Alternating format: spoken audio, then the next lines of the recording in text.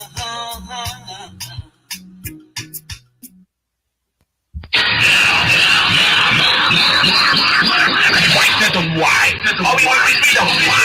station with more.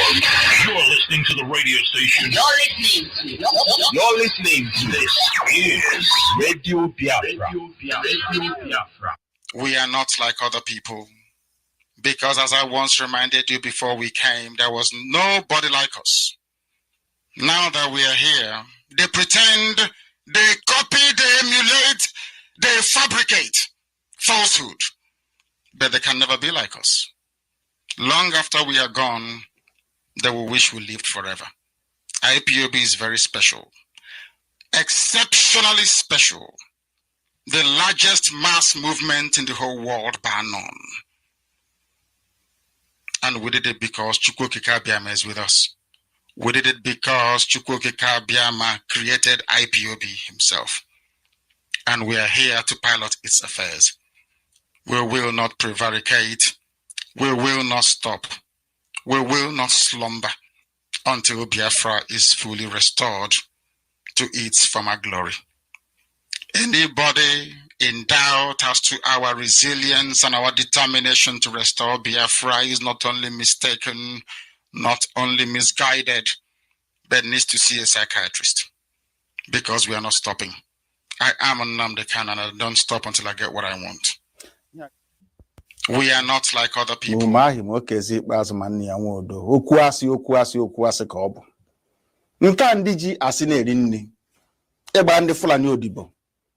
Nchiwu osote onye isi n'obodo Nigeria ọ mgbe m nọ n'ụlọ iko ka m ga-etinye ha n'aka akwụkwọ si ha agaghị emezi Biafra ọzọ unu bịa ka mgbara unu odibo ka ndị ọzọ si agbara ha odibo ha yọrọ m njụ nsị aga m ahapụ nwere onwe ha n'azọ kwee n'ihi ndị ya niile maka ọdịmma nke ha nwa na nke ụmụ ha ma nke ụmụ ha ga-abịa n'ihi na agwara m ha okwu m si ha oge mgbe Zik a na-agwa Zik mgbe ọ na-eji ike na-akọwara Zik si ya na ebe ị na-aga n'ụzọ adịghị ya ọ na-efe isi kpakakpaka mba ọwọ Nigeria ka anyị gaa n'ihu ka anyị gaa n'ihu lekwa ọnọdụ anyị n'ụbọchị nke taa na-akọwakwara ndị ya sị ha ihe azụ ike mere mgbe mbụ tinye anyị na ome anyị nọ n'ime ya n'ụbọchị nke taa ọkwa ihe nwa na-eme kedu ụzọ nwanne Nnamdi Kanu si na-eme ya na-emeju ya unu kọrọ m ka m ghọta na m sị ma unu arụghị ogwe nke abụọ gafere River Niger na unu ga-arụ okporo ụzọ unu ga-emezi ebe niile ebe ụmụaka na-agụ akwụkwọ ọ ga-emezi emezi ọma mma ụlọ ọgwụ a ga-arụzi ya arụzi a ga-enwe ọkụ mmiri ga na-agba ọ ga-adịrị onye ihu na mma dịrị onye azụ na mma kedu ụzọ m si mejọ ndị dị etu a asị m na ụzọ m si na-eme ya na ọ dịghị mma njọ ha sị mbụ ngwa agha onye m gbara egbe onye m gburu mma onye m gbara ụta akwa sọsọ ozi ọma Chineke si mgbasa n'igwe okwu ka m na-agbasa kezie ka o si metụta unu ọ bụ gịnị mere unu a na-asị ka akpọta Nnamdi Kanu ka egbuo ya ọha na eze na ndị gọvanọ ọkwa na gịnị mere ndị herdsmen na-egbusi ndị mmadụ n'ugwu Awụsa ndị gọvanọ ha n'ugwu Awụsa kpọbere ka abịa gbusie ha inu anunugo na onye na-achị ugwu Awụsa gọvanọ pụtara sị ka egbusie ndị herdsmen unu anunugo na onye Yoruba pụtara na sị ka egbusie ndị OPC ọgwụ na sọsọ ndị Igbo n'ihi na unu na-agbalịka alịka kunu ga-agbara ndị Fulani odibo onye pụta sị ka ya gbara Fulani odibo onye nsị na mụ agbọ Nnamdi Kanu aga ma agbara Fulani odibo ha nwere ha kwesịrị ịgba mụ odibo ọ ihe na-esere mụ na ha ga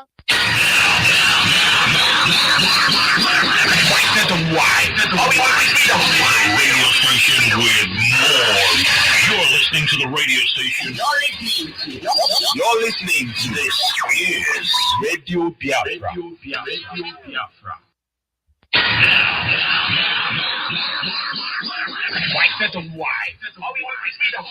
Radio station with more.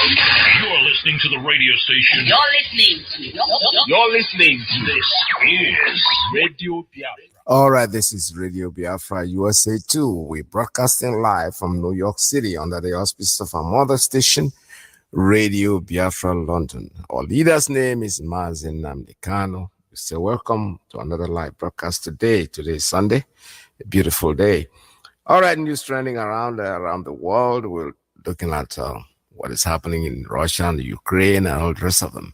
But like I said before, we don't want to dwell on that because we have our own pressing problem here, which we have to look into. Our problem being the restoration of our sovereign state of Biafra, That's where we are going. They can do whatever. We are not that we are indifferent anyway, because people are dying either way. But what we are saying is that we're not being partisan. We're not taking part. I don't really know what is happening there, to be honest with you. Personally, I don't know. I don't follow this information, and whatever I hear is something that somebody have said, and I hate to dwell on that. What people have said. I want to always have a first-class opinion of anything that I want to get involved in. I want to make sure I know what I'm talking about, so I don't embarrass myself. All right, I have something here somebody sent to me, and I think it should be read out to us. It says, breaking news, it's time to end Nigeria so that people who want to develop can go ahead. That's Bishop Kuka. I like this bishop. Let me just read what he said. He said, I have never been as unsure of Nigeria's future as I am now. Bishop Hassan Kuka. After independence, in order to build a great nation, each country went to work. But in Nigeria, after independence, our people went to pray and fast. And Bishop, they talk about not me. This is Bishop telling you that instead of going to work to fill a country, you go into prayer. Anyway, there's nothing bad with prayer. It's just like it depends on what you're praying for. Because if something you can do for yourself and you keep asking God and fasting and asking God to do it for you, He's not going to do it. The restoration of Biafra is something that we fast, we pray, yes. But you know something? We are going to go there and get our freedom, because the world is crazy these days. So let me keep reading. So while we were praying, Malaysia came here and took our palm seedlings and went to built a great factory of it. While we were praying, Singapore went into investment in technology.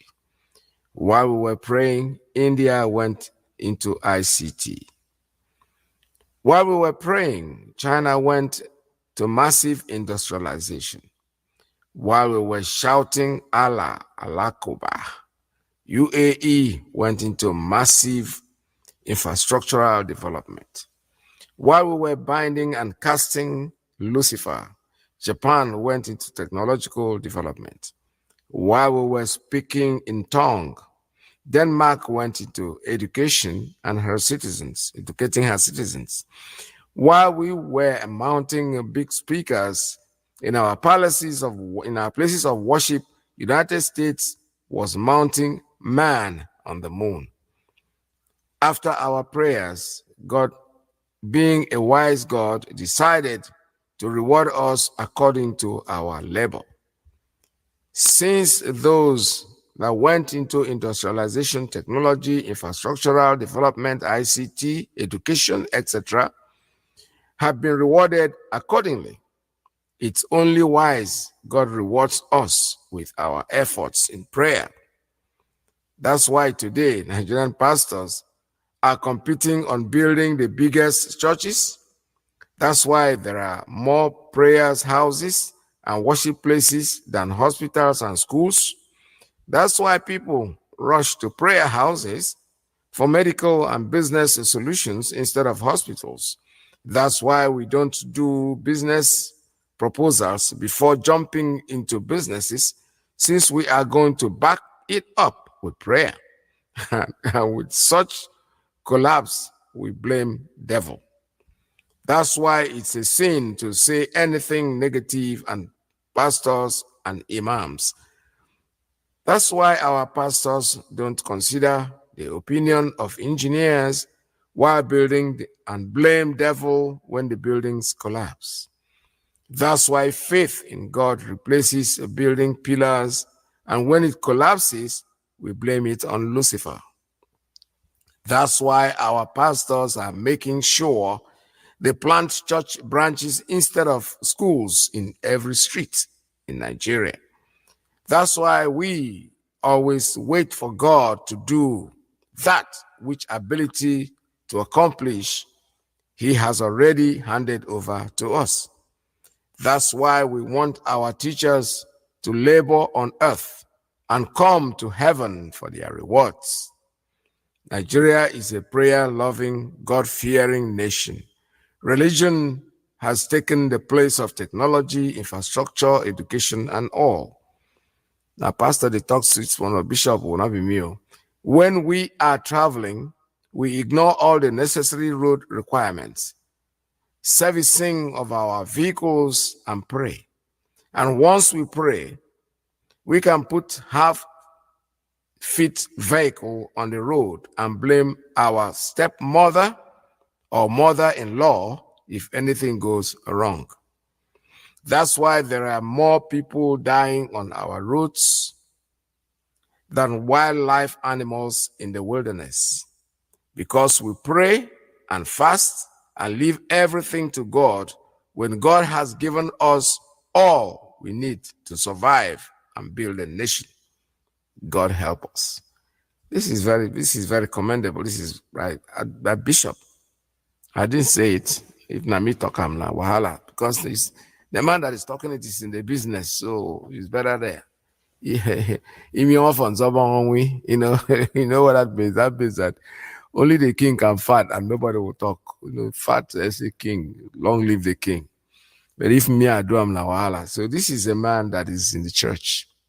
He's talking about, this is his, in fact, he has a right to comment on this. Yesterday, I saw a video of an imam. I don't know why I kept that video, because this is part of what this man is saying, and I wish I could put my hands on that video, because he spoke very vehemently. He's an imam, he's a Muslim. So what he said, actually, he was talking about his own religion, because I know that if it's people like us that say, maybe somebody will misquote you immediately and start. I wish I can find, if I put my hand on that video, I will air it this morning, because he said something. Let me see. I think I have it here. Let me see. Maybe this is it. Let me check this out and see if it's going to work. Because I just had it a long time ago and I didn't do anything with it. I just kept it to myself because I didn't want people to start calling me a bigot or something, whatever. Unfortunately, it is talking, but I'm not hearing anything out of here. So fortunate, oh boy. All right. So like I said before, I will continue, but eventually if I get it to start talking, I'll be very glad, because this is what I want us to listen to. It's very interesting that what he said, you know, he said something very drastic, and he said it, and he made sure that he's making reference, and he said something that's fascinating. He said, "It is my religion I'm talking about. I'm not trying to discriminate against anybody, but what I'm saying is a fact." You know, he said something about religion trying to change people's lives, when actually religion was not made to suppress you, was made to direct you, to give you direction in life. But unfortunately, it's exactly what the bishop was trying to say. But unfortunately for me, this video will not play, so I don't know what else to tell you. But anytime I'm able to get it to air this morning, I will continue with it. So in a nutshell, what we are saying is that walk and pray. That's what the bishop was trying to say. You don't just look at us. Take a look at that place they call the zoo. They don't even know what they want, because every day they are talking. They are going more sectional. They are going to that religious whatever. This is Sharia. You don't sell alcohol. You don't drink alcohol. Well, we are also banning the sales of nama in our community, because nama is forbidden. We don't eat it anymore. It is something that we don't want to eat. It's something that is poisoning us, so we are banning it. Just like you can ban the drinking of alcohol in your land, we also banning the sales and the eating of nama meat in our community. Not cow. When we say cow, we are talking about nama exclusively. The Igbo can continue. The butchers can transform themselves and it create more Igbos, because this was what we had before. They brought in the nama. I had an uncle. My late uncle was a cow trader. That's what he was doing for a living. And I remember then as a little boy, when we come to the village, we see his cows and things like that. But not anymore. As soon as the nama came in, they all gave up, because the nama became probably too many. Igbo is something that they buy one or two. I never see any of them own more than three. They're always like two or three, and they control them. They take care of them very, very well. So we are asking you, telling you the story that from the 7th of April. No more eating of Nama in Biafra land.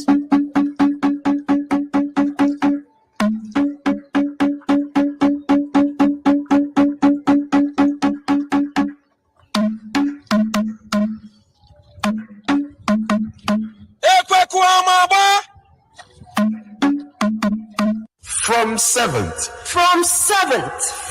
7th April 2022, the selling and eating of Nama, also known as cow meat, is forbidden in Biafra land. Be warned. Yeah, that's the correct thing that we're saying. We mean it, and we are not playing about it. On this, from the 7th, it's done. No more eating of Nama meat. And in the north, talk about this. They are creating their own government. I don't know why they wouldn't let Biafrans go and create whatever they want. Let's listen to El-Rufai. I heard something this morning that I don't want to believe. Listen to this, because it's very true. We work from Mondays till Thursdays. Our weekends start from today. So tomorrow, nobody goes to work in the Kaduna State Public Service. You hear that? Unless you want to. The benefits are that people rest more, they have more family time, they have more leisure time, they spend more money, it's better for the economy. Let's start it from the beginning. We work from Mondays till Thursdays. Yeah. Our weekends start from today.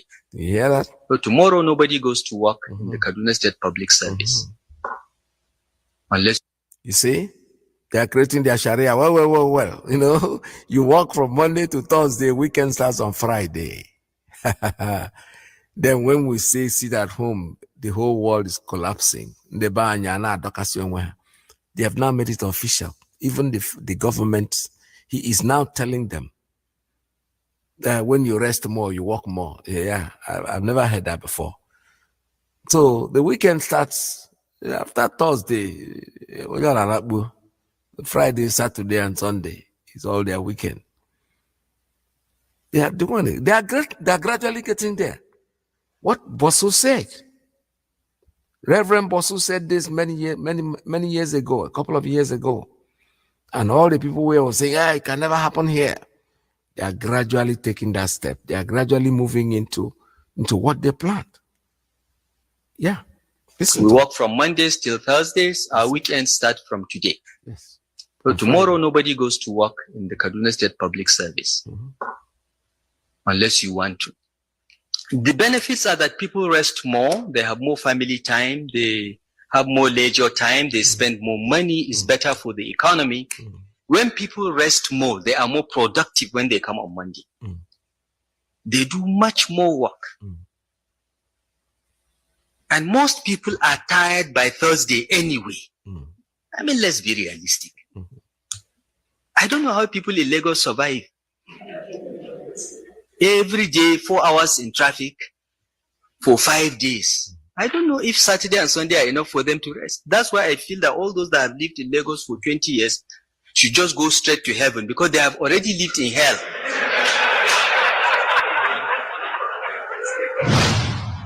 Did you hear that?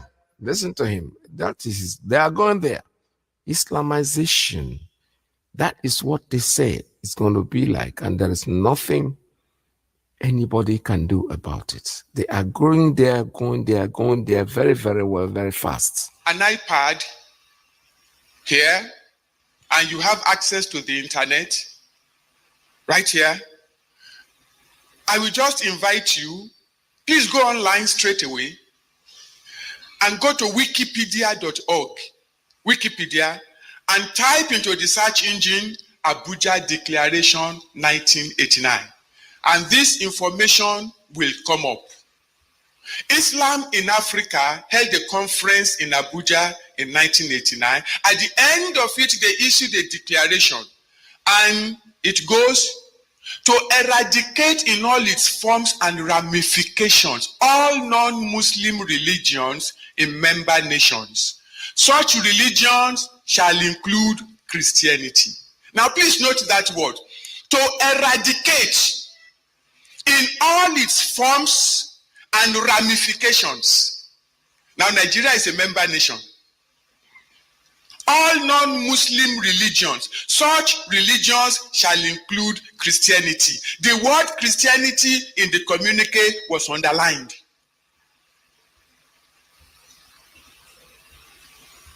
To ensure only Muslims are elected to all political posts of member nations, to ensure the appointment of only Muslims into strategic national and international posts of member nations, to ensure the ultimate replacement of all Western forms of legal and judicial systems with the Sharia, then to make sure that this strategy works, because it's going to require money. Babangida, as the self-appointed president of Nigeria, put his hand into the treasury of Nigeria, took $21 billion out and gave it to OIC,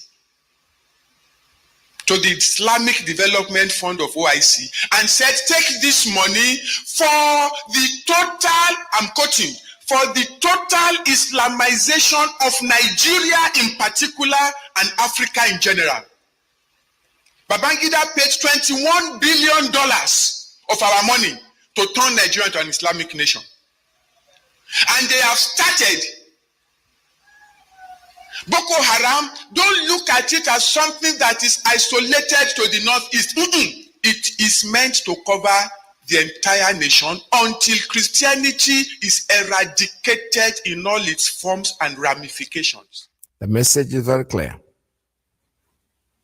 This is an old tape. But you know what? It's just a reminder that everything is moving. We are watching it.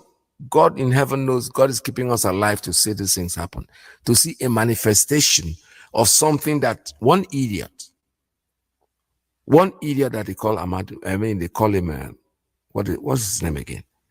The grandfather of terrorists. When he came here, when I came back from England, this place was occupied by the people in the north. They had nothing to do, and this now that I have changed it, telling you that this thing called Nigeria is not it's not a country. It belongs to them. This is where their father has given them to settle down. But their father did not really tell them the truth. He lied to you. He told you that this is the place, but it didn't include Biafra land. You are not going to occupy our land. You are not going to get anywhere near our land. You're wasting your time. Deal with the North, because they let you. They completely eradicated and took away the Hausa people. The Hausa don't even exist anymore. Nobody talks about Hausa anymore. Look at this midget in Kaduna. Creating. He's not an Hausa man. How many governors in the north is an Hausa person? One. We need one name. If anybody that will call in this morning knows any of them, please let us know. Because they're 100% Muslim. 100% Fulanese in the entire north. And there are some still, the Hausa people there, they are listening, they are watching. These people came in there and made you kill your leaders. They made you turn against your own people. Today they have occupied your home. You don't even have the seat of being, I don't even know if there's an Hausa man as a local government chairperson in the north. I'm not sure of that. But the governor, none. It's Fulani. And they come and say Hausa Fulani. There's no such thing as a Fulani. Fulani is Fulani, Hausa is Hausa. They took over their name, buried them, wiped their name, they answering their name. These people are terrible, terrible people. It didn't start today. It did not start today. It's something that they planned from the beginning, and that is the truth. That's the way it's always been. Talks about killing your premier. Listen to this. Add on top of that the North's general hate of the East. And you can start to get the picture of the sort of tribal tension Nigeria was heading towards. One thing I've noticed, Premier, while I've been here, is that Northerners seem to have, I might almost call it obsession about the Igbos. Could you perhaps explain that to me? Well, the Igbos are more or less the type of people whose desire is mainly to dominate everybody. Just listen to him. These are people in the same country. He is not making up. The Igbo people, they're talking about the Biafrans, actually. When some people come and say, I'm from Niger Delta, you're fooling yourself. They call you Igbo. They have no difference. For him, as long as you come from that eastern region, that's what they used to call it. Nobody even used the word southeast. The word southeast came up probably at the end of the war. It was east, west, and north. And maybe middle belts that came in. I mean, not middle belt. What they call it? The Asaba people. I don't middle. What they call them? Midwest. Okay, they came in with Midwest, but Midwest came in much later. It wasn't there from the beginning. At the beginning, it was east, west, and north. And everybody from the east is, in fact, for them, anybody who is not from the north is Nyamiri. Nyamiri is worse. But so when they say Igbo, some people think they are talking about the people that speak Igbo language. For him, you are the same. It's not like somebody here telling you, every white man telling every black person look the same. Yeah, you are all Igbo. Obsession. They hate you to the core, because according to him, when they put you in a labor camp, you want to excel. You are doing very well. Not by killing other people, not by beating them up, but by working hard to impress whoever employed you. The Igbos are more or less the type of people whose desire is mainly to dominate everybody. If they go to a village, to a town, they want to monopolize everything in that area. Did you hear that? They're not saying that you're going there to kill anybody to take his place. No. You are striving very hard. You want to dominate. You want to do very hard so that they will notice you. That is a crime. You don't have to do that. You have to sit down and fold your hand and wait for them. This is exactly the game that they played before independence. Well, little boys, but at least we remember something they call London Constitutional Conference. Awolowo was there. Nnamdi Azikiwe was there. Most of the politicians were there. I don't have a record of who was there and who was not. But one thing struck us, because when they came out, teachers in the primary school, they were telling you story of what happened there. These people were not ready. The Northerners were not ready for independence. They said, no, we're not ready yet. And Nnamdi Azikiwe said, no, just come in. We'll make sure that we'll wait for you. And that's exactly what they were doing. They come in, you keep them on top, just because you wanted this independence so much, not because you love the people. But you got in the midst of those who are uneducated people. By 1935 or 1932, Nnamdi Azikiwe already had a master's degree.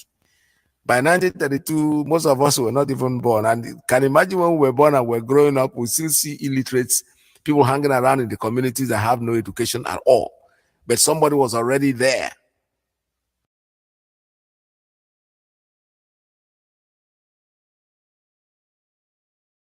And in an attempt to make sure that you take over, you break all odds. You see evil and you will not talk about it because you are self-centered. You are thinking about yourself.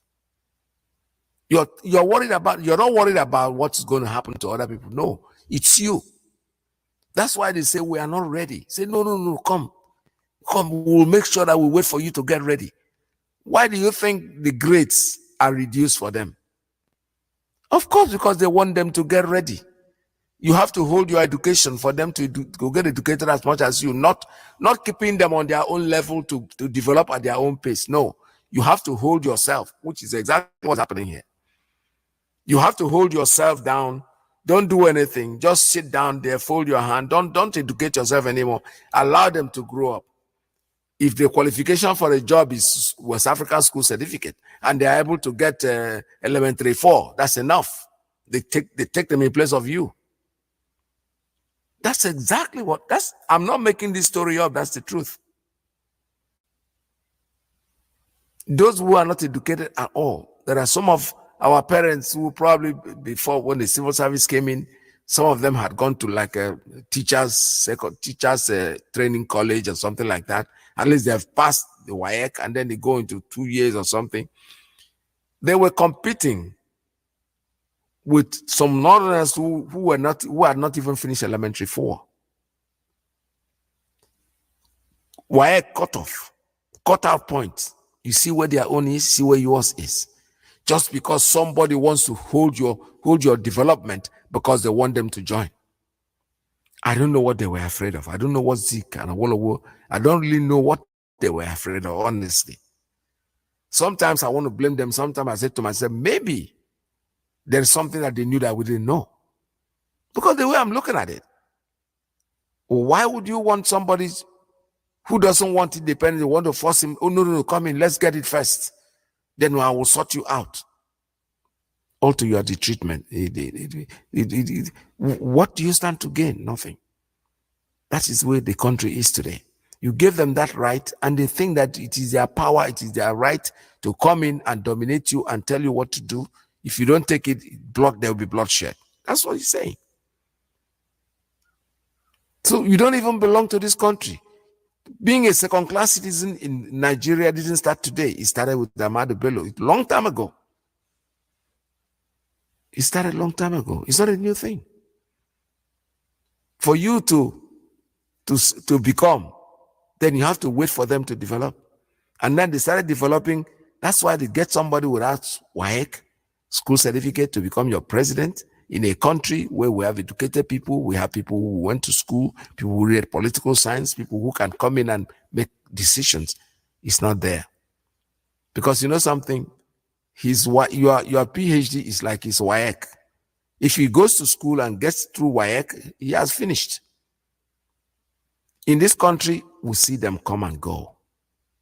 I told you a story about somebody I met in the aircraft. We were not in the same, we're not friends, but I saw him. I met him in the school. I didn't know where he was going, but we met ourselves in the school. After 2 years college, he told me he was going back to the north. And I'm like, what is 2-year college? You want to go with it? He said, yeah, the man that is paying my school fees, my father or my brother or whatever, is dead or something. So because of that, I said, okay. 4 or 5 years along the line, I met him. I met him again at the airport in Lagos, the burnt airport. And I recognized him immediately. I saw him. So we started talking, and he said he was the divisional officer in his home. He was on a government trip and all that. 2-year college. Meanwhile, those of us here with our degree, with a fine taxi, we will drive. So these people, I don't know. As you know, because out of the foolishness of our people, which is still continuing today. The same people, the same thing, history is repeating itself. Look at our politicians. Take a look at them. Go to the House of Senate. The Southeast politicians in the Senate, in that place that they are the most educated. But you know something? Not only the most educated, they're the most foolish, because those people are telling them what to do. They don't have a mind of their own. They don't have the strength to wake up and say, you know something, enough of this nonsense. No, they are scared. Either they are scared or they are afraid of something which I don't really know what they are afraid of. Because when the broom is tied up together, it becomes a very difficult thing to break. If all those people there have said it before, they wake up one day and say, you know something, to hell with all of you, we're leaving. And they walk out of that house. Everything will stand still. They will never do that. Individually, they Fulani, they beat them. You know, they have that rat, you know, that bet that you shake and the rat is running after you. They have it. That is that oil money that they steal from somewhere. They rattle it in their faces, and all of them will lose balance. They cannot say anything. They see the truth, they will not say it. The likes of MAZI Nnamdi Kanu is out there doing something, saying something that benefits each and every one of us. For them, their own selfish aim. First, it started by, don't mind this man. You have seen that on Naha. He is there. Everything that he's saying is reasonable. There is none of you out there that will say, you don't listen to Radio Biafra. Forget it. You'll be lying to yourself. Even the one that went to do campaign to become the Anambra State governor, is it Andy Oba or so? When they asked me in the interview, how are you going to deal with IPOB? Because I don't even know IPOB. Who are these people? And then Soludo said, look at you. You want to be governor of a state. You don't even know what's happening in your own state, a place you're going to rule. Because telling you don't know IPOB is just to show off. Why would I know them? You're fooling yourself. That immediately disqualifies you because your opponent understands the game. So look at you. You come here and bluff, you don't know them. You don't know people who are giving you headache. It's just like the federal government or go DSS say they don't know IPOB. I don't even know who they are. And you want us to clap for you. You're fooling yourself. Let's listen to them. Dominate everybody. If they go to a village, to a town, they want to monopolize everything in that area. If you put them in a labor camp as a laborer within a year they will try to emerge as headman of that camp, and so on. Well, by working very hard, they want to emerge as a leader in there. They don't beat up everybody and kill everybody to do that. They want to strive and work harder, so that whoever gave them the job will say, hey, this is the man. In a labor camp, they're not even talking about office. Talk about labor camp, maybe in the farm or something where they are doing something that is very hard. You know, we used to call we used to call them back with me when we were growing up. When they say back with me, I don't care.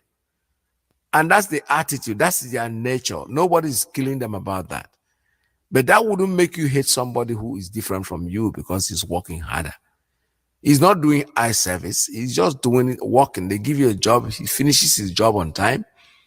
Whoever employs you will say, you know something, I think you are going to lead the other people. In the past, our people were not alive to their responsibilities, because you can see from our northernization policy that in 1952, when I came here, there weren't 10 northerners in our civil service here.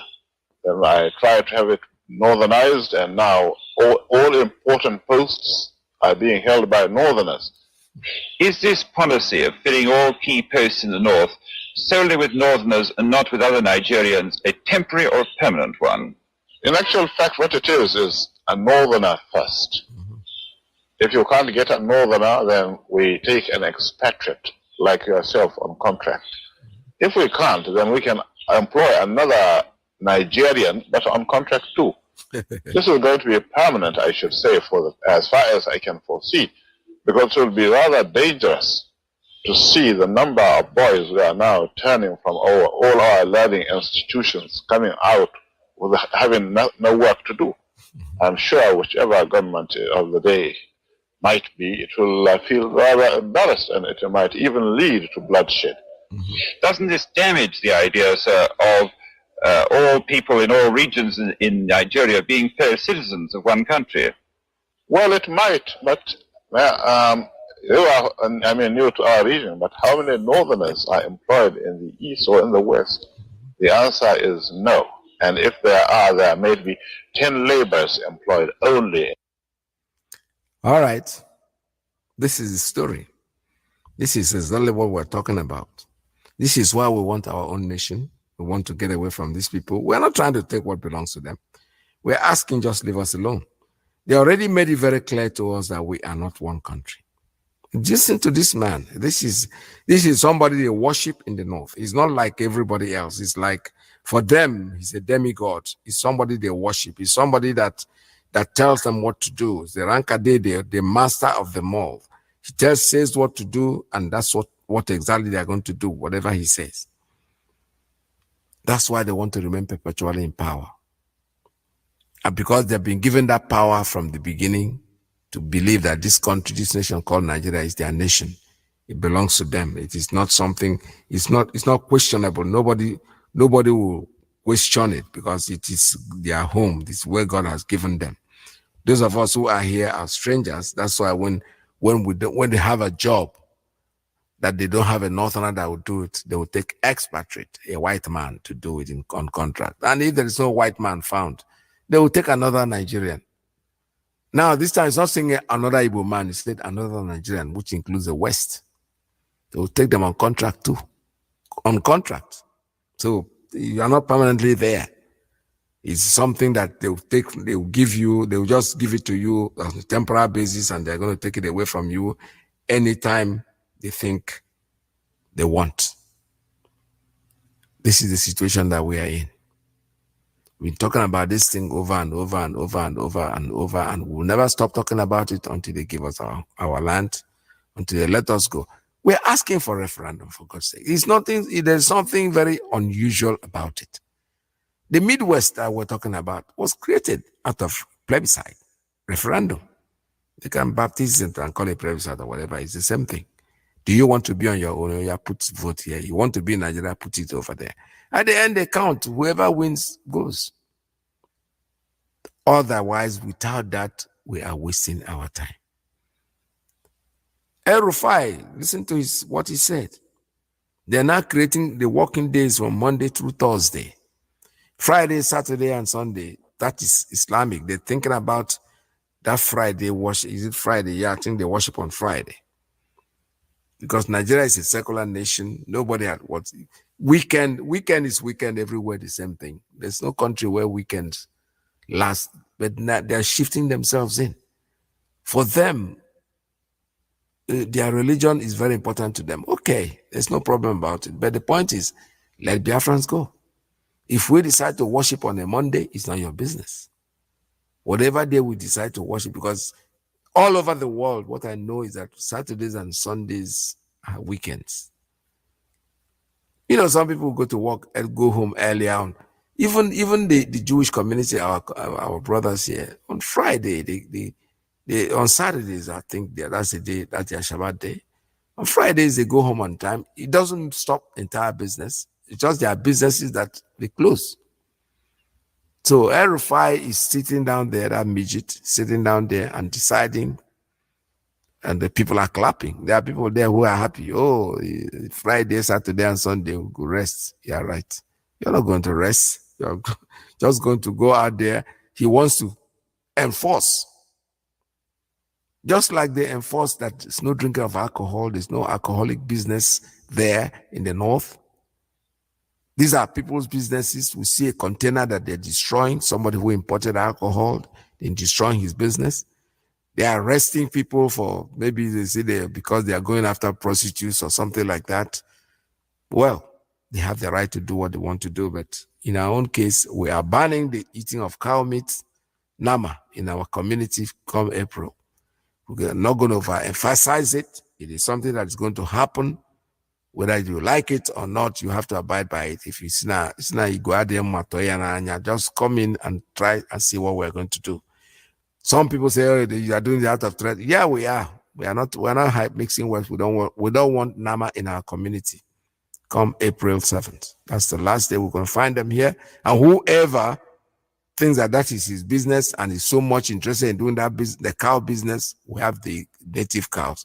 But if you think that native cow is not very lucrative for you, you can move your stuff from Biafra land, go to the north, live with them, eat the suya all you want, kill all the nama you want there. But we don't want them in our land. Enough of this nonsense, because we see destruction coming to us and we are all keeping quiet. Nnamdi Kanu, who is telling the truth, the only truthful person I have ever seen who is into this kind of attitude, into this kind of movement, and people are taking it for granted. Our politicians are there folding their hands, they are not saying anything. Not until, but eventually anyway, like I said before, and I keep saying it, whether you like it or you don't like it, it will eventually get to everybody. Everything is temporary. It's triggering. It's moving. The movement is just a movement.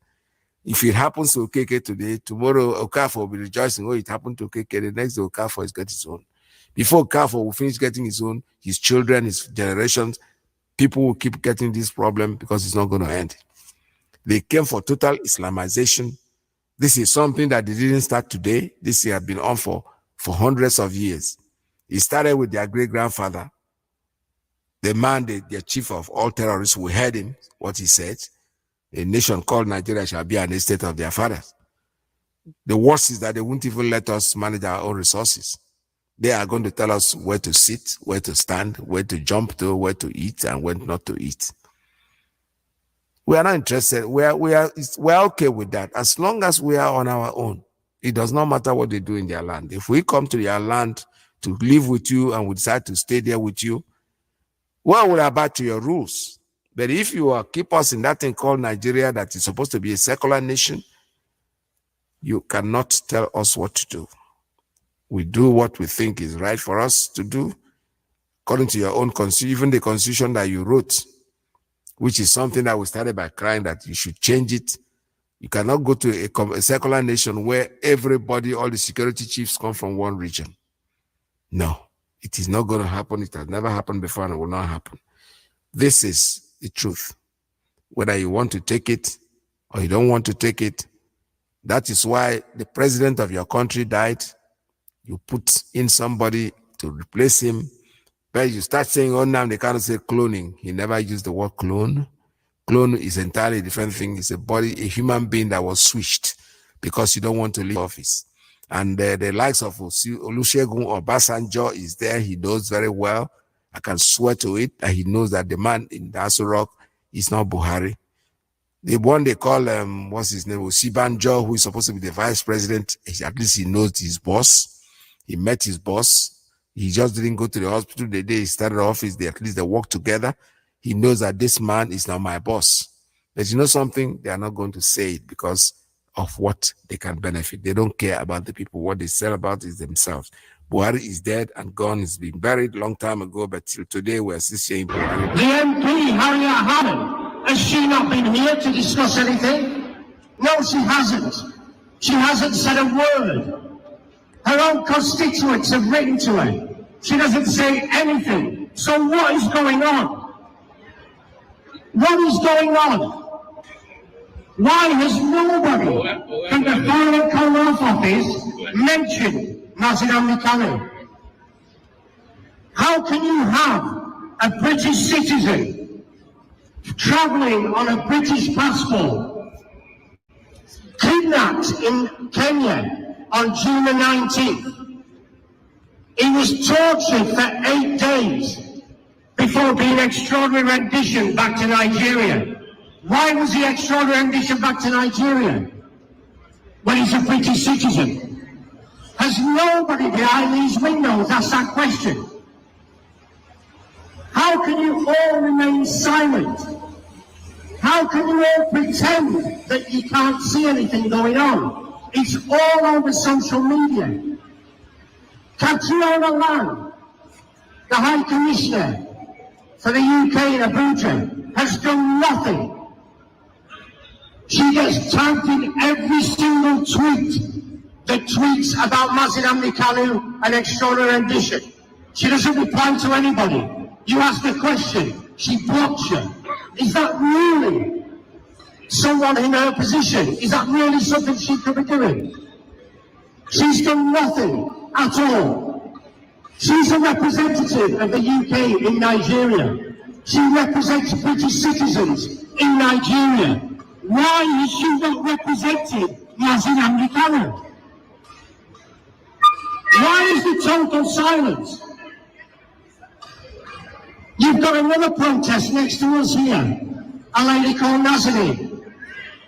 Nobody's helping her either. She's a British citizen. What is going on in this country? The 67 to 70 Biafra war, it wasn't a war. It was a genocide. And the UK was complicit in genocide. The UK is complicit in genocide now. Today, it's happening again. Yet why do we not hear about it? You go 20 yards away, the BBC cameras are there, the ITV cameras are there. Why does the BBC and ITV not cover Biafra? If what was going on in Nigeria was happening in any other Commonwealth country, it would be all over our news. So why is it not reported? It's not reported because the British government has still looted all the resources in Nigeria. Biafra on its own would be a world leader in any way you can think of, one of the richest countries on earth. But the UK can't let that happen. Because if the UK lets that happen, it has to start paying for the resources, of which all the oil that it gets now is given free. How can you put oil above thousands and thousands of people's lives, slaughtered on a daily basis? Catriona Lang, who works for this office, is fully aware of it. What's her response? Her response is to go on Twitter and start dancing with the Fulani terrorists who are committing these atrocities. How is that right? Ask yourself a question. How can we stay silent when this is happening? You can turn a blind eye. You can remain silent. You can do nothing at all. But don't ever turn around and say you didn't know what was going on, because you know exactly what's going on and you're doing nothing about it. It is absolutely shameful. Boris Johnson, what's he doing? He's doing nothing. Buhari is dead. Buhari died in London in February 2017. That's right. He died in London in 2017. So why do you still put this charade out that Buhari's coming to London? Buhari's coming for medical treatment. The man died in 2017. Yes. And when that comes out, seriously, the UK will look the biggest fools on earth. The death certificate's there. It's all written. That's right.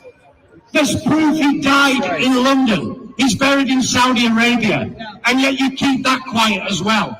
How can you keep quiet that a president of a country died 4 years ago and you're still portraying him coming here for hospital treatment? Is that not a farce? Cover up. It's a total cover-up. A total corrupt cover-up by a totally corrupt government. But when Biafra comes, then we will see who laughs. Because it won't be the UK. All hail Biafra. All hail Biafra. That's correct. The man is dead. We know that because they want to remain in power. That's what their father told them. That this estate that belongs to them, that cannot be taken away from them, and there's nothing anybody can do. However, I was still reminding you that come April 7th. Everybody hear me? You can share it, you can video it. All right, I have something here that that's not what I want to air. I don't know how I just touched that. All right, so like I said before, we had April 7th, that's the day starts. It's no more Nama in our land. We have to own our own home, whether they like it or they don't like it. They can do all they want. All they want to do is to want to remain perpetually in power. That's why the man died. And the Yorubas are keeping quiet. The journalists are keeping quiet. The educated people are keeping quiet. They did what they did because they want to see Banjo to get in there. But the truth is that pretending as if we don't know these things, it's just calamitous. I don't know what to say. I don't know how to describe it, but God will not keep the Olusegun Obasanjos. They will be here because they are part of the problem. Like I said, at his age, he's still afraid. Afraid of what? What are they going to do to you for speaking the truth? Get up there, come and make the announcement, call the World Press Conference and tell them, you know something, that man there is not Buhari. Buhari, I don't know what happened to him. Maybe, let me not say you say he's dead. Maybe because they didn't inform you officially. But the truth is that man is not Buhari. As simple as that. I don't know who is there. I don't know what happened to Buhari. So I need Nigerians to tell me about Buhari and what is happening to him. After doing that, just nothing will happen. Nobody will come and kill you. But if you keep quiet in the face of evil, it's going to follow you the rest of your life. There's nothing anybody can do to stop it. This is Radio Biafra. USA 2, we're still broadcasting live from New York City under the auspices of our mother station. The number here to call, the lines are open for you, is 646-920-4541, 845-344-7984, 929-406-9953. Still want to remind you about what we spoke about is cell phones, the people that went to collect that cell phone from Hope Uzodimma. Your lives are in danger. You're endangering the lives of people also because anybody you call with that phone is marked for examination. Whether you like it or you don't like it, you want to believe it or you don't believe it, well, as now, you know,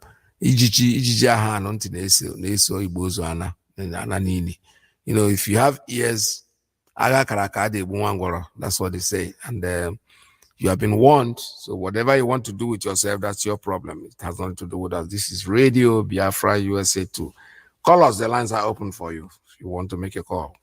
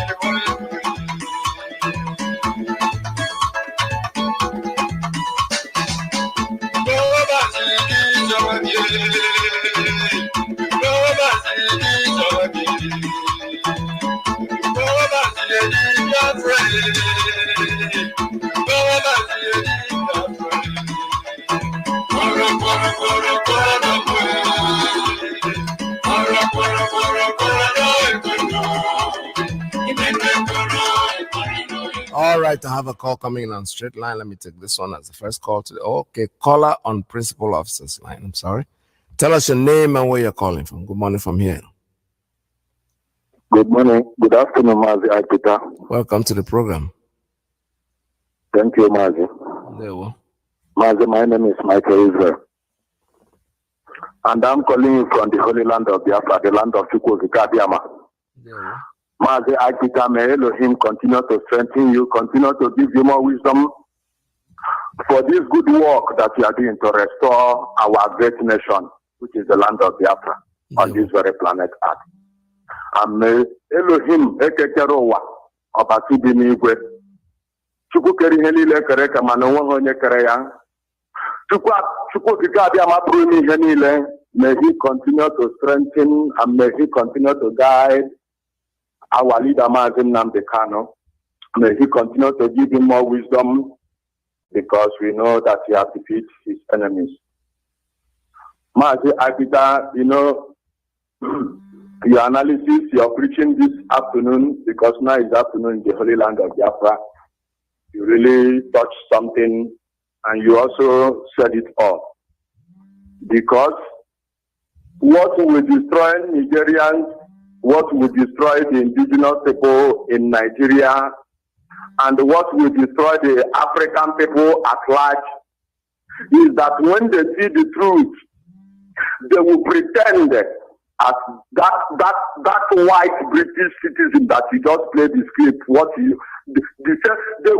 He said to Katrona Demon, if she can pretend, even Boris Johnson, they can turn a blind eye. But that is what our people are doing.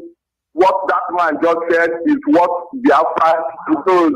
Who is even, I get that sometimes I begun to wonder, what some of our people believe is that when they are killing people in Enugu, they will say, no, Enugu is only Enugu that you can do that. And when you come to here, we will do that. They will not do anything. The same people will come, they will slaughter everybody and go. That useless clanism. Mazi Jonathan talked about this clanism, this useless clanism that is in the brain and in the mind of our people. Is this unsenseless clanism that is on their head, on their brain, that is what is making most of the indigenous people and in Biafra land. That is the one of the strongest problems we have is this clanism. I'm telling you honestly. It's one of the problems that we have. And it's until that we look beyond this clanism. That is when we will get victory in some things in Biafra land. I know that IPOB personally, they are getting victory. Because it's IPOB that is piloting this fight, because this is a fight. It's IPOB that is piloting it, so they are getting victory. But I'm talking about indigenous, general, when it comes in general things. Akita, what will destroy the Biafra people, honestly, the Biafra people is the people that I'm talking about. Number one, they are the first problem. Mazi is that when they see evil, they will hide evil. Mazi, can you believe? Do you think Mazi, I used to be pained because when they were killing us, killing IPOB, the people who are fighting for this new cause to free the people, to free those, Mazi, to free that idiot that is buying a blade, ordinary razor blade for 30 naira, to free that idiot. Mazi, we see the idiot jubilating with the enemy. You will see the idiot dancing with the enemy, that the enemy killed his own brother. Sometimes I began to wonder.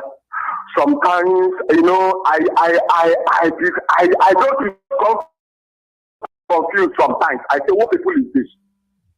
Because Biafran people, what will destroy Biafran people, honestly, is their effort. So many Biafran people, they are evil. Evil, I'm telling you, man, the Africa. When they see when they are killing their brothers, they will turn a blind eye. They will turn deaf ear as if they are not hearing it. But what I want to tell the indigenous people before I drop, the indigenous people in Nigeria are going to Biafra. You see, this time, the time has already come. Everybody will pay the price of ignorance. You know, ignorance has a very big and deadly price to pay. The indigenous people in Nigeria and Biafrans at large, they will pay the price of ignorance. That's where I will drop it. Thank you, Mazi. Thank you so much, Arandewo. This is Radio Biafra USA 2. Keep calling us. The lines are open for you.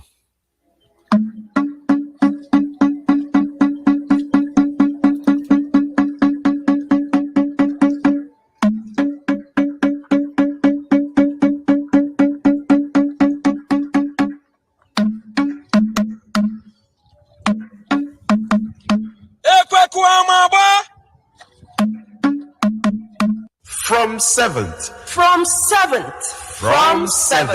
April 2022, the selling and eating of nama, also known as cow meat, is forbidden in Biafra land. Be warned.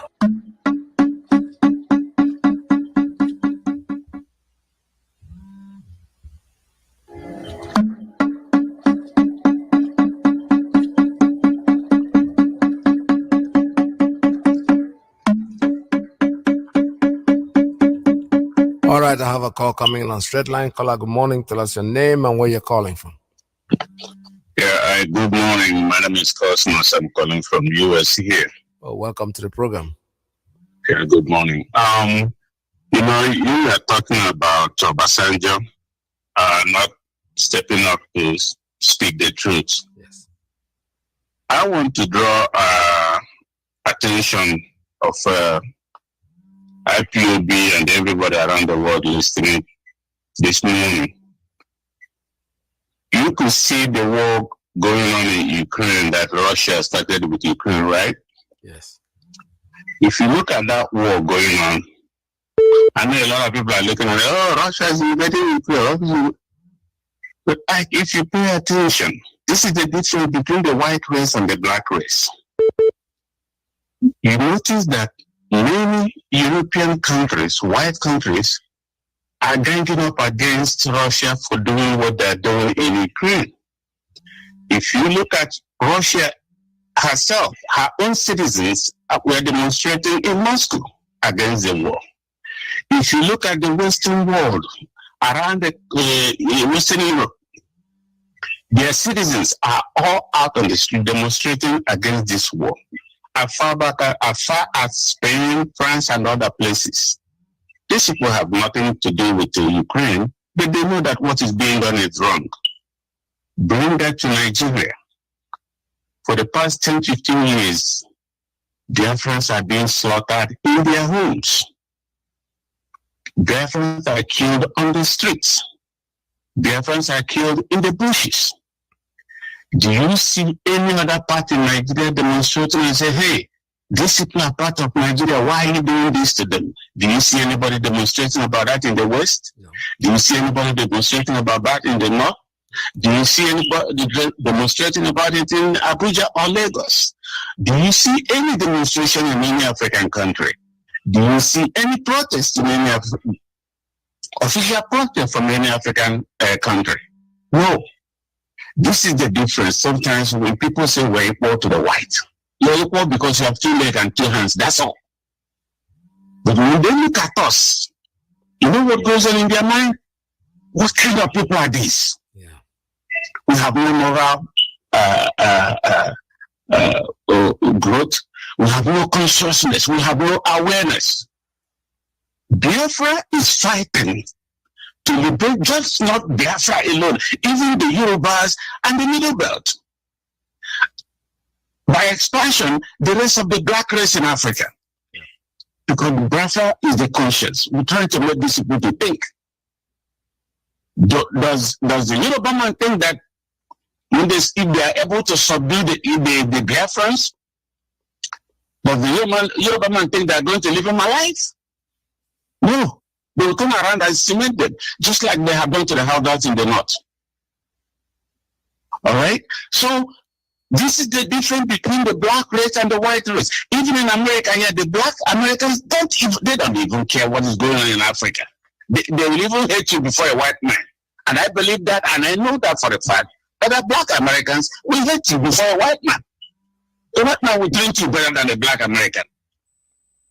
Okay? So that's the difference between the white race and the black race. You tell me about, God punish you if you say you are equal to them.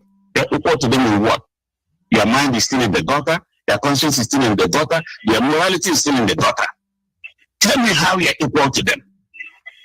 Tell me. So then expect Obasanjo to come out and tell you that Buhari is there. You're not going to do it. And other leaders who know. There many years ago, the governor of, I think, Ekiti State made a comment. He said, Buhari is never coming back here with his 2 legs. He just said that. And then some people were like, is he going to come back in a wheelchair? But the man, he stopped short of that. He didn't say anything else. But these are people who have got the information that the man is dead. Yeah. So please don't expect Obasanjo to come out and say anything. He will not. And don't expect any so-called intellectuals and professors in the universities. They will not. We are on our own, and we are going to be killed, and we are going to fight and die and get Biafra. We're getting Biafra. And if anybody doubts, let them go and kill himself, because Biafra will be here sooner than they thought. That's right. That's all I'm saying this morning. Thank you. Thank you so much, my dear. Thank you very much. This is Radio Biafra USA 2. Yeah. Like I said, when I was making reference to Obasanjo, I'm just pricking his conscience, because I know, like you rightly said, my brother, they are not going to get up and say anything. It's for them, it's not concern them. But he's lying and lying to the grave. People at that age, you're still afraid to die, to speak the truth. Now, maybe, I don't know, maybe some of us believe that life ends here. As soon as you die here, they put you on the ground, it's over. But there are some of us who believe that the spirit lives on after that, and that whatever you acquired as the spirit, you're going to answer for it. You're going to pay for it. Because these people cannot sit down in office, and the president that's elected died. And they are aware of that. And they are hoping that it's going to go away. At a point, people will stop talking about it. Of course, nobody will stop talking about it. All Nigerians are praying for it. Let them hurry up now, so that 2023 will come, so that we can change government, and that's it. And then when they change government, for them, the problem has been solved. The same evil will continue and will never stop. Caller, good morning. Caller on WhatsApp. Tell us your name and where you're calling from. Yeah, MAZI Peter. Good afternoon, sir. Welcome to the program. Yes, sir. Thank you for having me, Peters, and happy Sunday to you and Biafra globally. MAZI, I call you because of what you have said today. MAZI, we are learning a lot from you. Thank you so much. MAZI, you talked about this, your last caller, this guy that just dropped right now. Oh, my brother, you spoke very well. Thank you so much, because we're here to learn. We're here to educate ourselves. And this brother have made my day today. Brother, thank you so much. MAZI, what makes me to call, you said something about whether you like it or not, they will count you as an Igbo man. That is true. Yep. Now, I will tell you what happened, MAZI. Do you know that these people, if you are not Fulani, if you are not Hausa, if you are not Yoruba, they will call you Nyamiri. You are an Igbo man, no matter however you pretend. There's a guy I'm moving with, is from Ogoja. And something happened, and somebody, Yoruba man, came to us. He said, Igbo man, Omo Igbo. Now he called us always Omo Igbo. And the guy stood up, he said, I'm not Igbo man, I'm from Ogoja. The other man around him said, meaning don't listen to them, they are all the same. That's what the man said. He said, don't listen, don't mind him, they are all the same. Yeah. Meaning that this guy that denying that is not Igbo man, that they are the same. If you are not Yoruba, you are not Hausa, you are not Fulani, you are an Igbo man, no matter how you differentiate yourself, no matter whatever you said, they will count you as an Igbo man. So know you today. You can, if they come to kill is in our eastern region, they will not say, oh, they are from Ogoja, oh, you are from Calabar. Or, no, they count all of us as Nyamiri, and we are all Nyamiri. So we have to join hands together to get and achieve what we are looking for. Another thing I want to say, I know what is going on in Ukraine. Russia and Ukraine did not much concerns us so much, but in the other way around, Mazi concerns us. What I want to say here is my opinion. It's not the opinion of IPOB or opinion of Radio Biafra. It's my opinion. What I want to say here is this. You see how Britain is attacking Russia, believing that Russia is violating international law by going to Ukraine to attack them, that they are sovereign nation, that they don't have right. The same Britain, the same British government knows that the president of a country died for many years ago, and they hide it from people, not them to know about it, so that they will put somebody that will be being there, killing Biafrans. So my suggestion is this.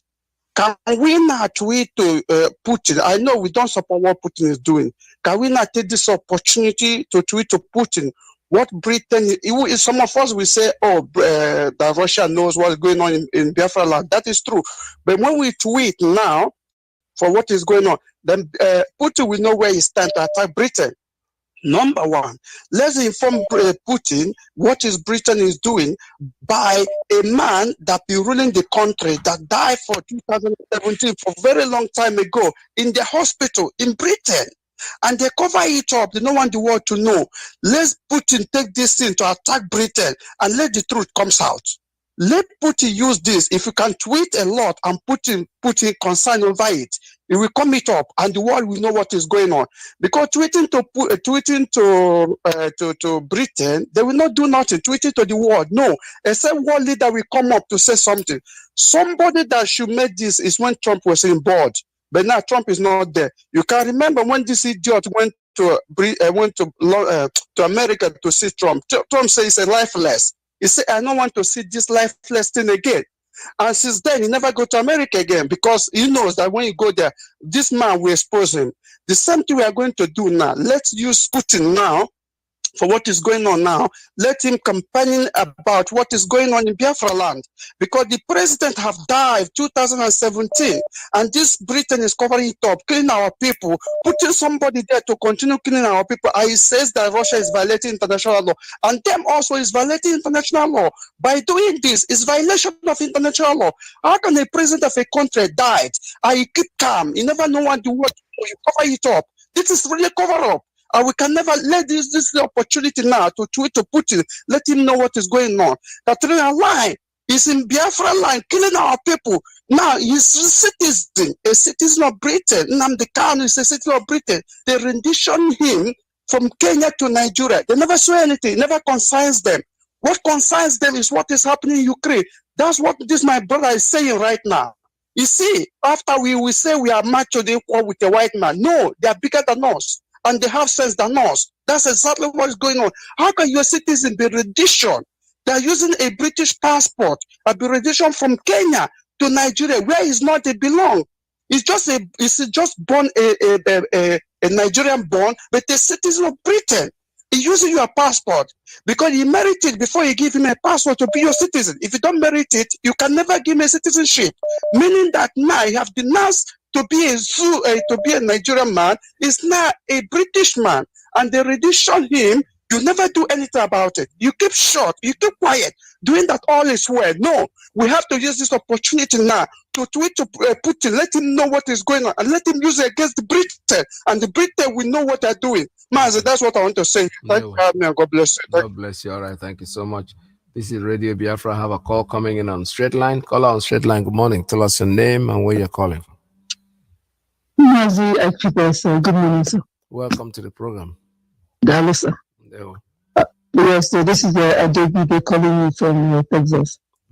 Welcome to the program. Dallas, sir. Okay, my brothers and sisters. Good morning, everybody. If I'm not calling detail the slave Bible, if they slap you on one ear, you turn the other. If they slap you on one cheek, you turn the other cheek, and let them slap you. when they cut off your hand, give them the other hand, let them chop it off. You know, when you die, you go to heaven. Yeah. You haven't finished living the heaven here on earth. You know, God gave us everything to enjoy here, and we don't want to enjoy it. We give them a neck to cut off so that we enjoy heaven. We don't even know that it exists or not. Yes. North Korea, see, any day we will go back to our original religion. That is the day we will be free. Concerning what is going on in the world, I am beginning to question my citizenship, and I'm every black person that is living wherever you are. You need to start questioning your citizenship. If a British citizen will be rendition from Kenya to Nigeria since last year, and the country is not even talking, I'm telling you, I am beginning to question my citizenship. But the purpose of my phone call this morning, everybody should wake up.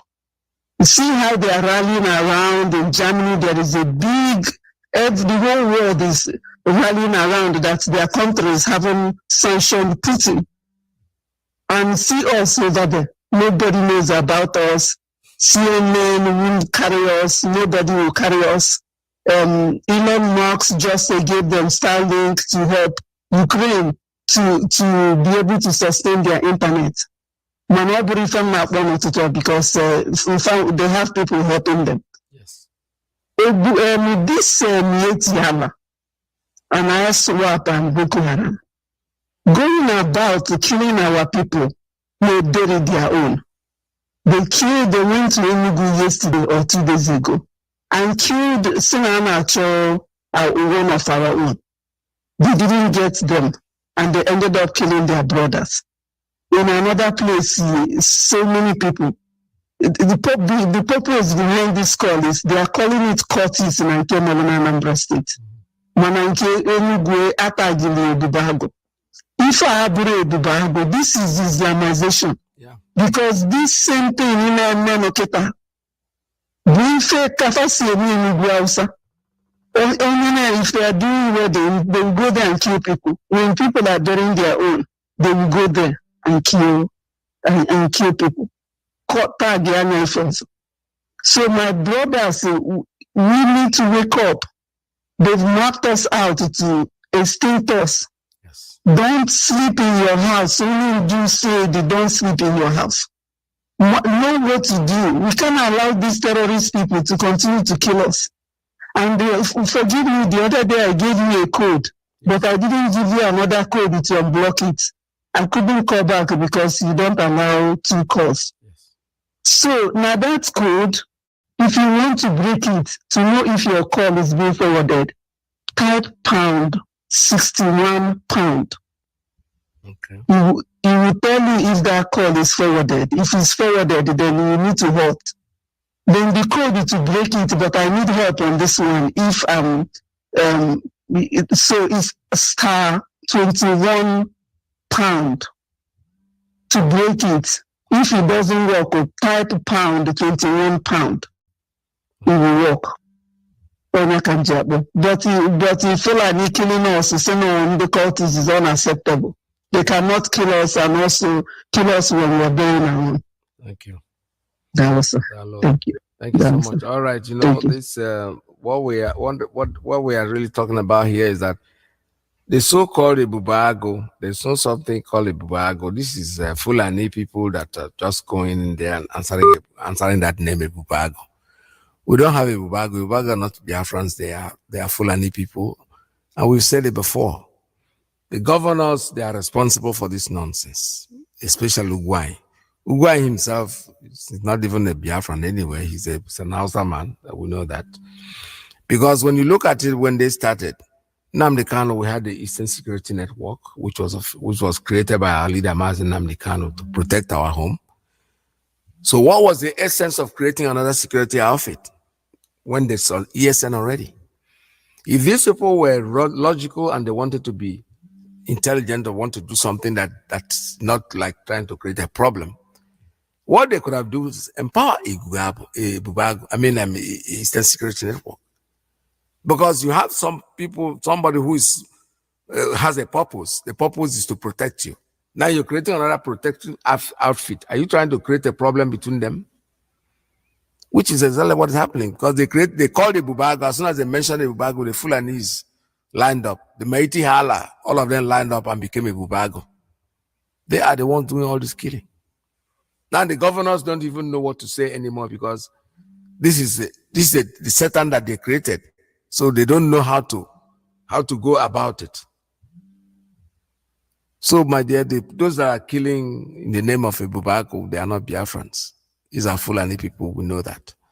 And it's not going to stop. It is not going to stop. They will not stop it. But very soon, very, very soon, we are all there. We're all getting there. There's nothing they can do to stop stop the carnage that is coming, because they're going to see it with their eyes. This is Radio Biafra USA 2. I have a call coming in on Principal Officer's line. Caller, good morning. Tell us your name and where you're calling from. All right, that call is dropped. Let me take another one on WhatsApp. Caller on WhatsApp, good morning. Tell us your name and where you're calling from. Please turn down your listening device. Tell us your name and where you're calling from. Caller on WhatsApp. Yeah, Mazi, good morning. Welcome to the program.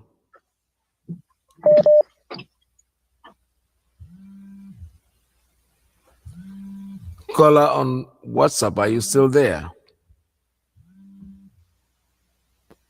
All right, that caller, I don't know what happened to the call. The call just dropped.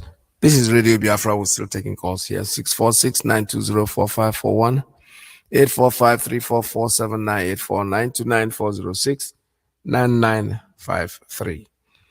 All right, so like I was saying before, there's nothing anybody can do to stop our quest for freedom. We will keep going, we are moving on.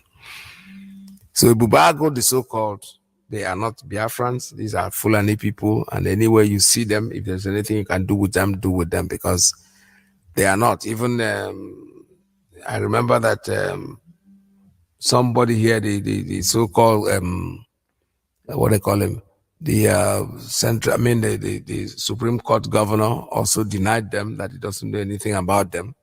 Because this is something that they created, because Nnamdi Kanu had the Eastern Security Network, and they went in there, they said they are creating a Bubago, and that they gave room for Fulanis to get in there and take over the so-called Bubago. Okay, I have another call coming in. Let me take this one. Caller on... tell us your name and where you're calling from. Yeah. Mazi, good morning. Welcome to the program. Yes, my name is Ifani, calling from my location. Mazi, thank you for another new day in our life. We thank him for all he has been doing for us and what he will be doing for us in future. Thank God for the life of our leader, Mazi Nnamdi Kanu. And we pray that we pray him as soon as possible. He will pray and join us. In the name of Chukwukabiama, I pray. Yes. Mazi, why I called this morning is about this the issue of the clip you played about this Ahmadu Bello. I don't know whether our people don't hear what Ahmadu Bello said about our place. Our people, the politicians. Does it mean that these politicians in our land don't hear what that clip? They don't listen to that clip. All these politicians in our land, they are the cause of what is going on in our land. Because if they heard what that man said, all of them would have, mostly those in the National Assembly, they will resign. All of them, yes. Both Biafra and the Yorubas, they will resign. Okay, look at what this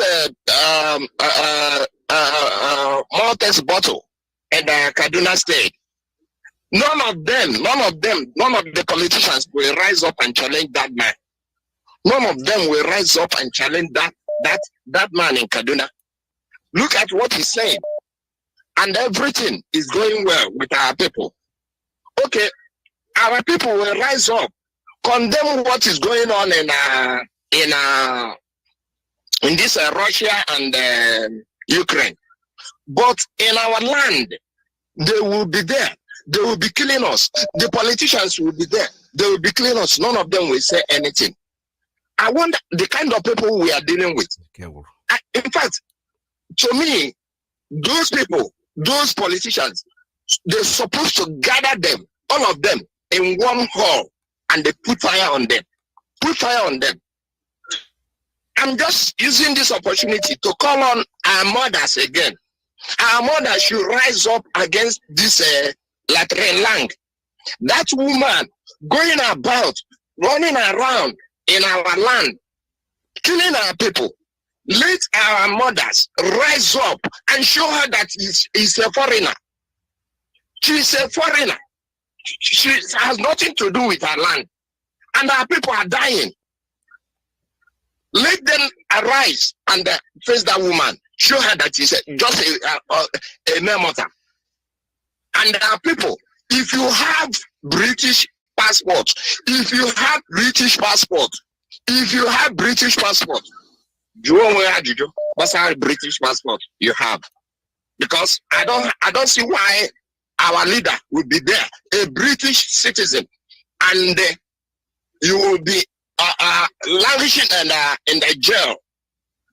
Then you carry British passport, moving around. I am a British citizen. That is bunkum. MAZI, thank you. Thank you very much. All right, this is Radio Biafra USA 2. We're still taking calls at 646-920-454-1845-344-7984 929-406-9953. Yeah, you can, like I said before, our brother just spoke about Katrina Lange. Our women need to really rise up because that woman is going from village to village. Does she have the right to do what she's doing? No. She's not a Nigerian woman. She is here to represent her country. And her domicile, her residence is the British consulate or British embassy. She has no right to be going from village to village because I don't even know why our people are allowing her to do that. Somebody should make sure that they take care of that woman because there's no point. She doesn't have the right to do that. It's like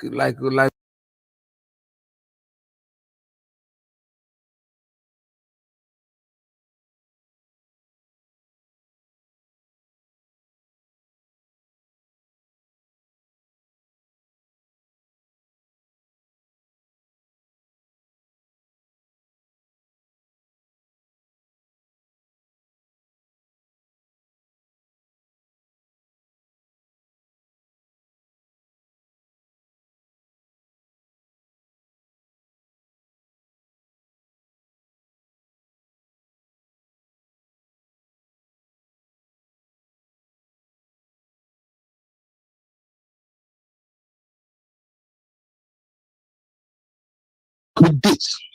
When Anambra State was created, Enugu people asked Anambra people to leave their job and go back to their state.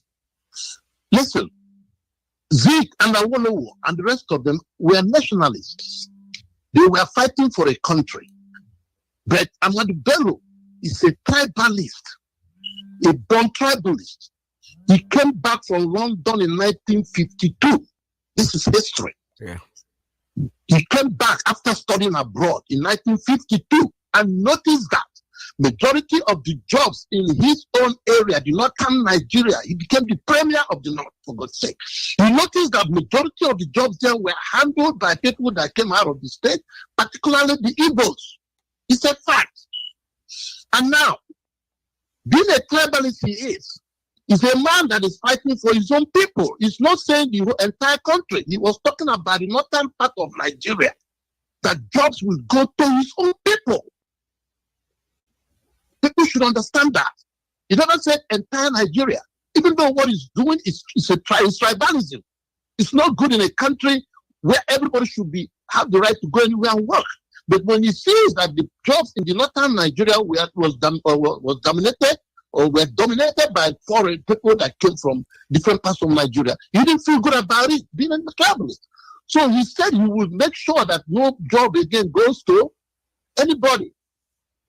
And the hatred he has about Igbo domination was manifested in that speech. And I want everybody to listen very carefully. You see, that tape there was a camera, it was a film.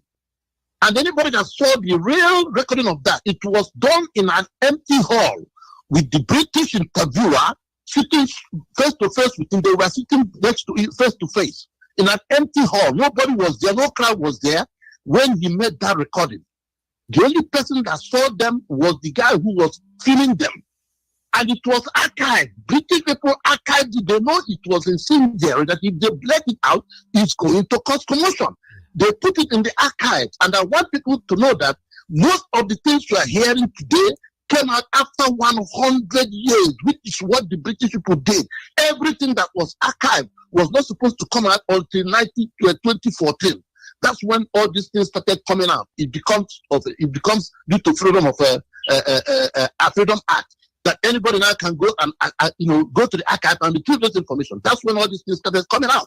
So anybody that is blaming Zeke and all the rest of them that they knew about this does not have this. Does not know what it's talking about. Why didn't you hear in 1970? Why didn't you hear in 1971? Why didn't you hear in 1980? Why didn't you hear? Why are you hearing it now? If you think it has been in the public domain, it was not. Now they can said it. What you paid to go to British archive and get most of the information is getting.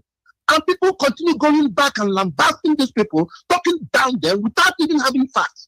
I'm asking you today, you that have known what these people did, that they didn't do it well. After 1970, the war ended. Why is it that Igbo man went to the north and started committing the same blunder he committed before the war? Why is it that our people are still reasoning the way they're still reasoning today? Why is it that our politicians who have been privileged to know all this information, witness the war, witness the carnage, are still going to these people, enslaving their own people, taking money from them to kill their own people? This is the thing that is bothering me so much. We are looking back always, even without having the facts straight. But we are now witnessing what is going on in Imo State. A sitting governor in the history of mankind inviting military to come and bomb his own villages. And we're not saying anything about it. Anybody who's looking outside for anybody to help you, I'm asking you, have you utilized everything that you have within your power here to help yourself, and you didn't work? Number one, we have lawyers, we have people, educated lawyers everywhere, and we have in our constitution where and manner you can recall an elected official. Have we come together and said, the lawyer said it, let's recall anybody that is not doing well? Have we done it? We haven't done it because we're freely chasing money. And let me tell you, see that man in the north that wants everybody to work Monday to Thursday? That's what we need in Igbo land. Our people are chasing money to the point of chasing away their brain. We need to sometimes sit down and think. Everything is not going to get money. When you sit down, when they keep you down from working, you ask yourself, why am I sitting down? Okay, what is all this thing about Biafra? If you go to market, you won't have time to talk about it. But when you sit at home, one day you say, you know what? I'm sitting at home every Monday because of this Biafra agitation. Let me listen to Radio Biafra. Let me think the other way. But when you occupy your mind with work, which is what is killing most people in America here, you don't have time to even think. You don't have time to, you might see money in front of you, you won't even know that it's somebody showing you money because you're preoccupied with chasing money. So when we do something, we must think about what we're doing. Why should we look outside to tell us that Buhari is dead? Don't we have politicians? Don't we have people here? Is it only IPOB that will be saying it? Why are everybody keeping quiet? Because they get the money in the Senate. Look at the way Buhari waited for 6 months without appointing any cabinet member. He was using that time to bribe members of the House.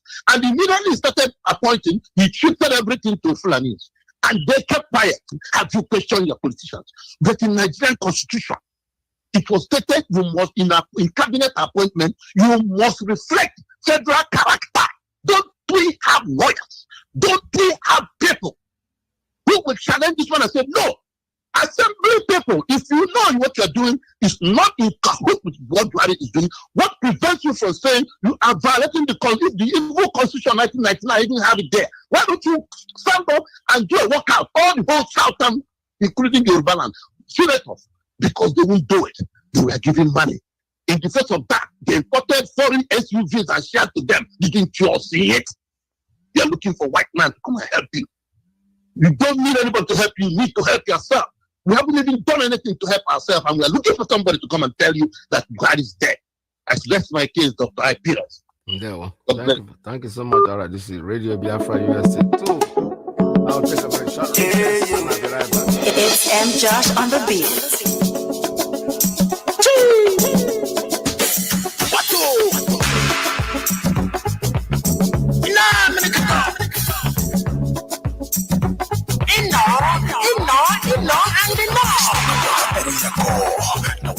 For a Buriako, now we didn't discuss my Buriako. Now we didn't have we know. Let's talk about Buriako. Now we didn't have for a Buriako. Now we didn't discuss my Buriako. Now we didn't we know. After 54 years in Nigeria, still they shake to break. After 54 years in Nigeria, still they shake to security. Life's gone old, people don't buy things, it don't smile. But you can start to get, but you can fuck to the debt. But you can try to stop on you, but the Nigerian government refused. Somewhere for Ghana, they discuss restructuring. There was problem and they agreed to restructure Nigeria. On the 4th and 5th of January 1967, General Gowon Ideja, him accepted the Aburiako. General Ankara Ideja, Colonel Ujuku Ideja, and they accept the Aburiako, and they must accept the restructuring. But when they come back Nigeria government refused to deal with the problem. They fight for people into the execute genocide on us and them call them war. Them kidnap people plenty, them call them war.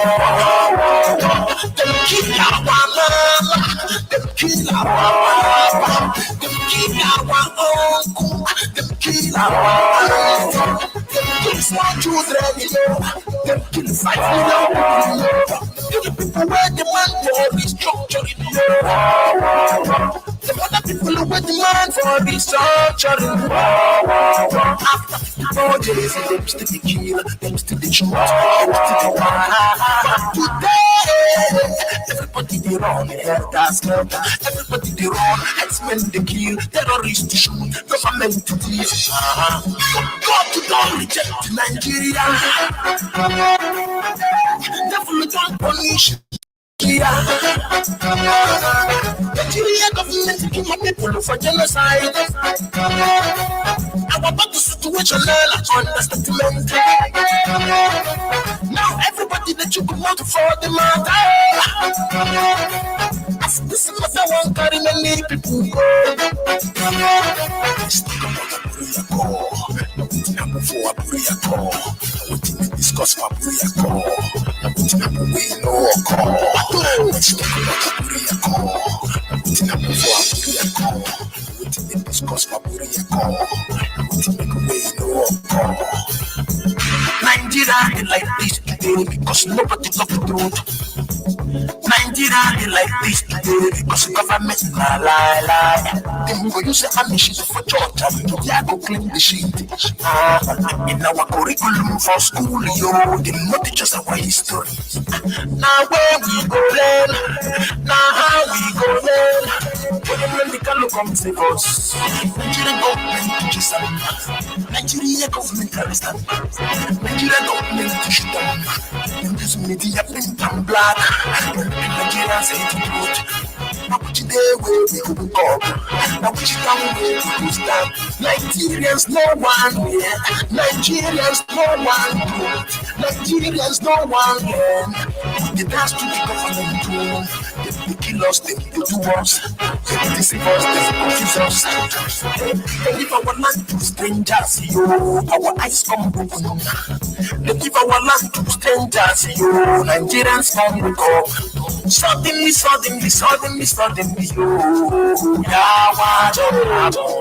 Nigerians, they talk, say they want restructuring. Nah, make it up. Suddenly, you're waiting to see you don't have no. Nigerians, they talk, say they want restructuring. Nigerians, everybody come broken eye. Nigerians, they cry, say they want restructuring. Plenty of my people who want a referendum, they no want restructuring you. Nigerians cry, say they want restructuring. God, you don't reject Nigeria. Devil don't punish Nigeria. Nigeria government kill my people for genocide. Our battle situation understatement. Now everybody that you want for the matter. As this matter won't carry many people go. Let's talk about Aburia Call. Now waiting up for Aburia Call. Now waiting to discuss Aburia Call. Now waiting up we know call. Let's talk about Aburia Call. Now waiting up for Aburia Call. Now waiting to discuss Aburia Call. Now waiting make we know call.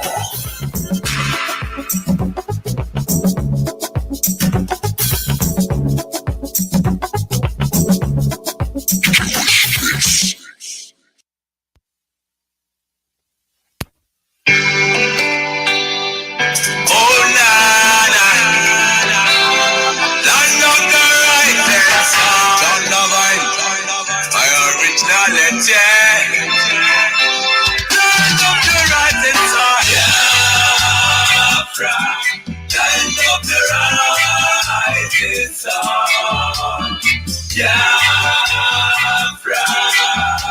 my home, my fatherland. Biafra, land of the rising sun. Biafra, my home, my fatherland.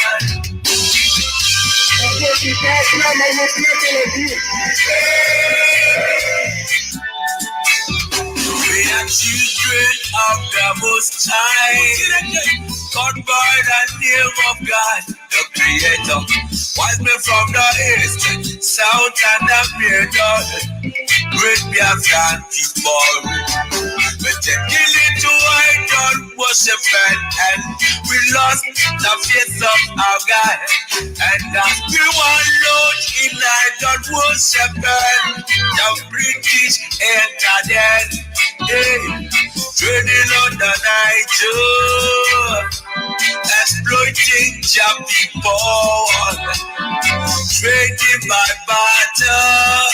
You give me palm oil and take soup to them day.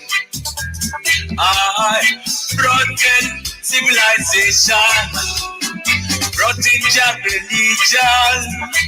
And show the God of maker, and we embrace them. I never knew them got a Nigeria motel. With religious pretenders amongst our brethren, with denomination, tear us apart. Building churches, schools and hospitals. We never knew we had to pay this much to be your place forever.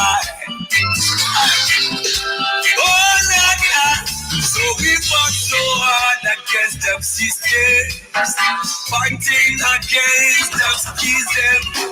We fought so hard against them systems, fighting against them schisms, but our lives have gone poor. At the very spot we left out where we got. Now it's the time to be restored. Great Biafra be restored. I want freedom for my people.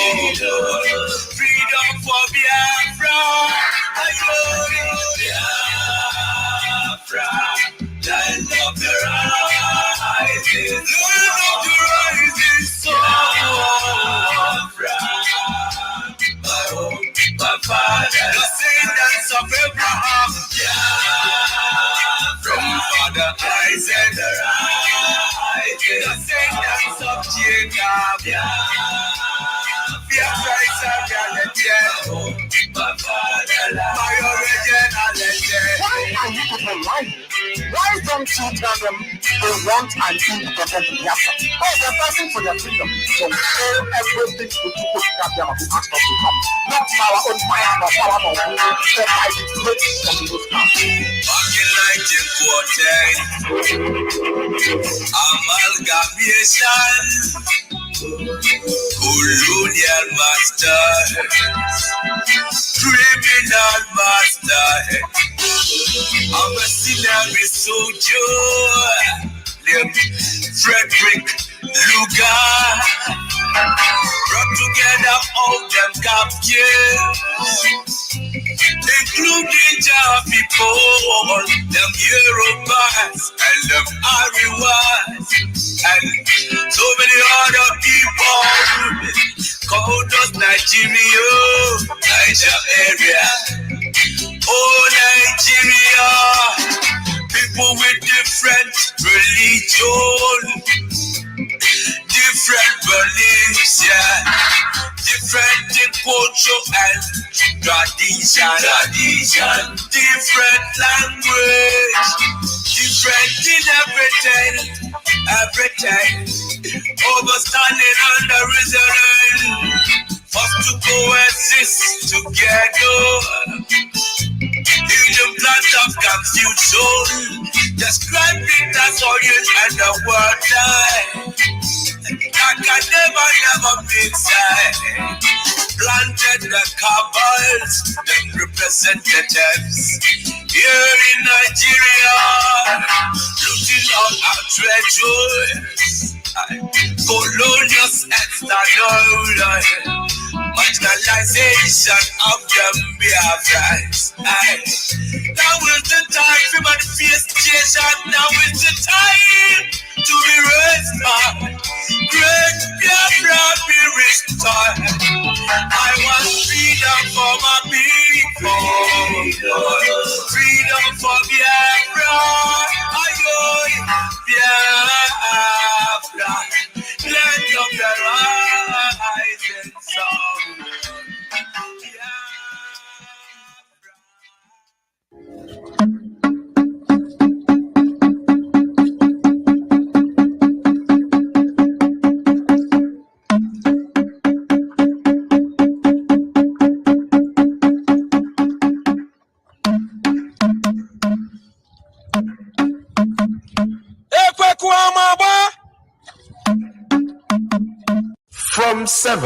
From 7th April 2022, the selling and eating of nama, also known as cow meat, is forbidden in Biafra land. Be warned.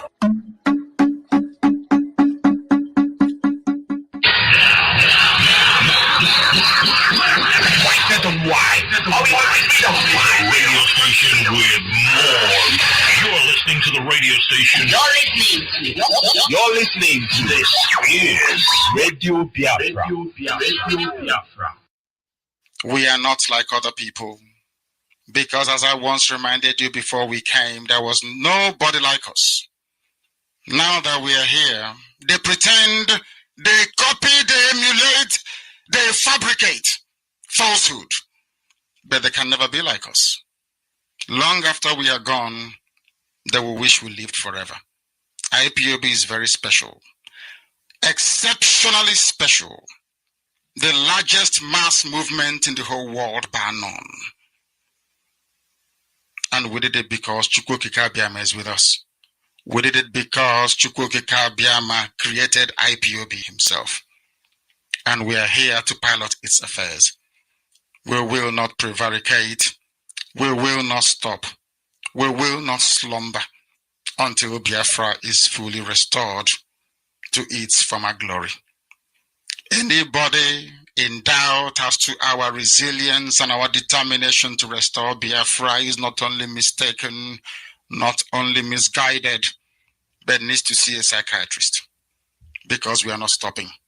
I am a Nnamdi Kanu, and I don't stop until I get what I want. All right, thank you very much. This is Radio Biafra. We are back almost ending to today's program. Unfortunately, one of my phones just packed up. I don't know what the problem is with it. The WhatsApp line is gone. So we have only 2 more lines left. One, the principal officer's line, and the straight line. The WhatsApp line is 845-344-7984. And the straight line is 646-920-4541. 845-344-7984. It's gone. So we're using 2 lines right now, 929-406-9953. However, if I don't see any call coming in a few minutes, because we have less than time to go, MAZI Alozie has to come in next. Today is Sunday, and he's coming to be with us. Hopefully, I'll be with you again tomorrow, same time. This is Radio Biafra USA 2. What we're saying is we're telling you to please keep your fingers crossed, keep your eyes focused, do not be distracted. Yesterday, I read so many things, comments, even somebody even commented on one of my friends, a relative who was shot, a former happens to have come from the same locality with me, and met him. I was with him in Port Harcourt. Actually, we all lived there together when he started his business. And there's a big business person that was shot, killed, but somebody's passing some stupid comment. You know, when things happen like this, people start telling stories of things that they don't know nothing about. Somebody said something like, these Biafran people, they are looking for Biafra. Now they're saying that they killed him because he's a Biafran. Not because he was a Biafran. The person said they stopped him and they asked him why he was putting on dajiki, kaftan, or, you know, something of that sort. And then the person said, why are you dressed like Fulani? And because of that, he shot him. Come on, you guys, wake up and stop. Somebody is shot. They killed him. The gun killed him. He died. All of a sudden, people are saying what they said before he died. How would you know that? When the sound of gunshot will make you take cover, you won't even want to get anywhere near. Then they think of what is going on. Okay, I have somebody here calling. Let me just take this call. Probably the last call today. Caller on Principal Officer's line. Good morning. Tell us your name and where you're calling from. Yes. Master Peters, can you hear me, sir? Good morning. Welcome to the program. You have 2 minutes because the time is up. Master Peters, can you hear me, sir? Okay, sir. Okay, sir. Master Peters, Dishike, everybody, the Dishike. Nobody is too busy today. Biafra all over the world, we go to Kokada Madrai. We have seen it. That Peters, you see that press release, that pastor, that particular speech. You told us here. Then have you seen it? Have you seen it? Biafra all over the world. I don't know again. That is why when we tell people we must be enlightened first before you must plan on how to fight this one that want to kill us and take our land. It will not happen. We are Biafrans, and we must get dead and Peters. I want to put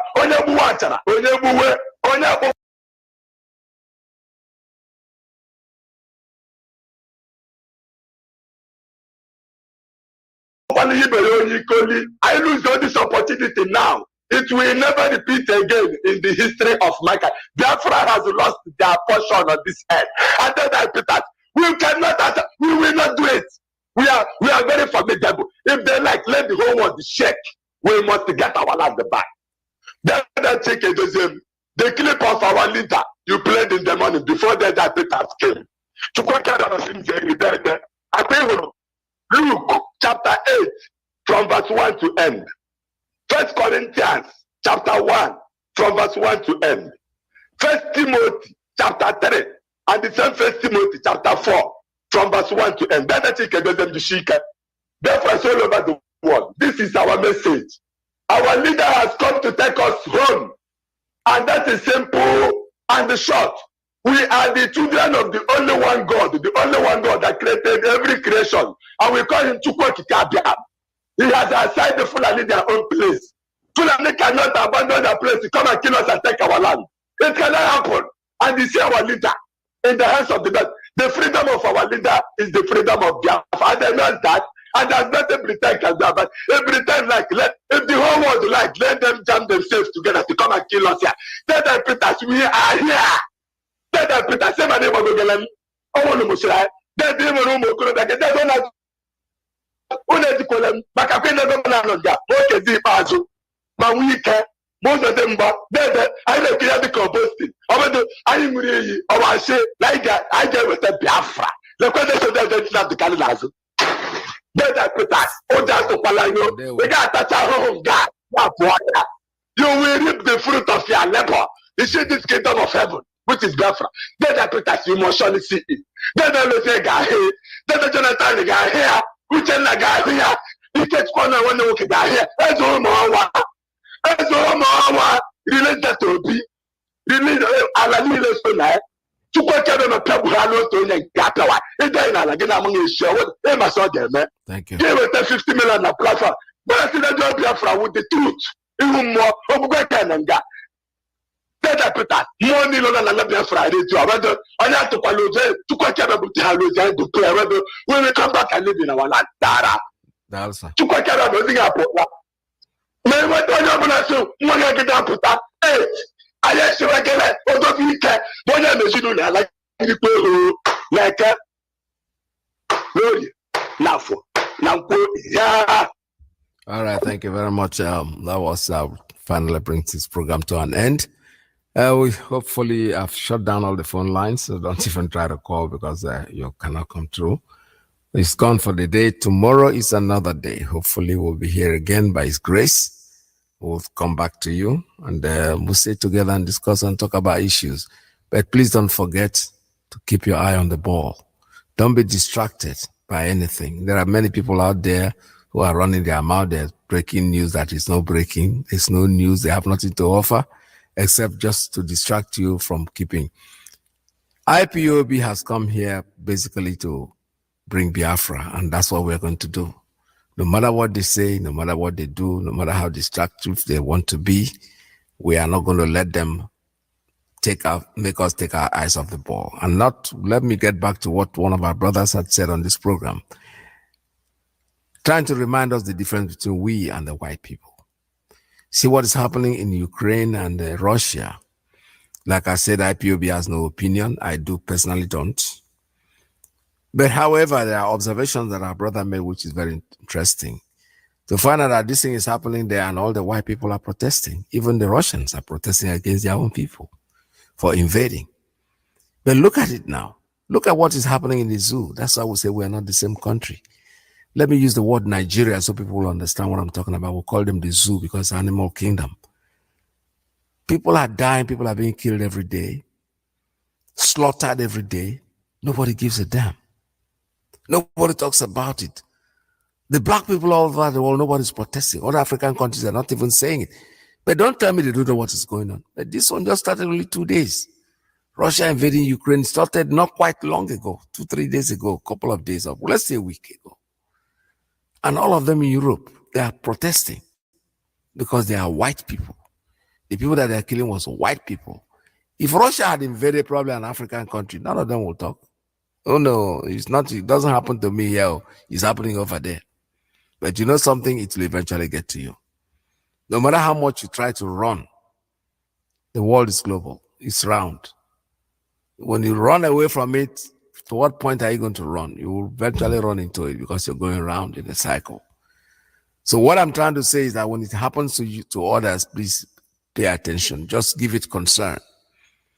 We have people in Nigeria who are there. They are fellow Nigerians. The reason why they are keeping quiet is because the man that died that they transformed is a Hausa man. He's a Fulani man. Muhammad Buhari died 17th of April. 17th of January. Or 27th, 2017. And nobody's saying anything.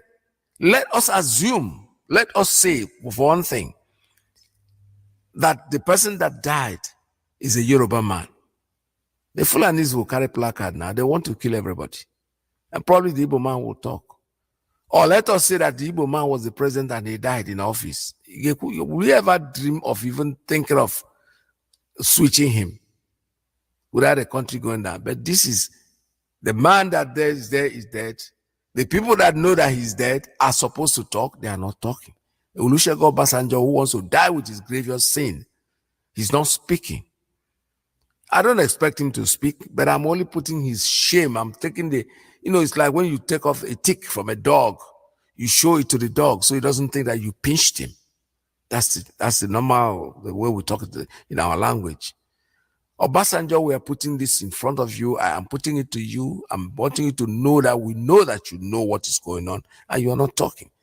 If we close our mouth and say it at the back, you won't hear it. But we are saying it on radio, national radio, for you to understand that we know that you know that Obasanjo, Buhari is dead.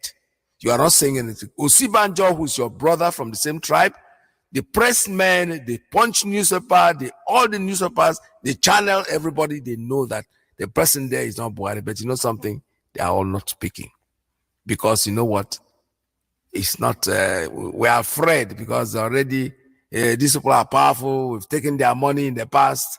And if we say anything, the DSS will come after us. Well, they will still come after you regardless. Because the biggest DSS is the Supreme God, Supreme Creator, who's dealing with your soul, your spirit, whatever you have that you call spirit, is them that is dealing with it. So it's bothering you. Your conscience will be pricking you and killing you every day.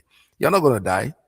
You're going to be young, but remain alive to see the destruction that you are creating to your own people. This is Radio Biafra USA 2 off the air at this time. Tomorrow is another day. Please stay tuned for MAZI Alonso, who's next. In Biafra. Don't fail to remind you that Radio Biafra is where we worship. And Biafra is our religion. Stay tuned. Don't go away. The last hope we have is in Biafran restoration.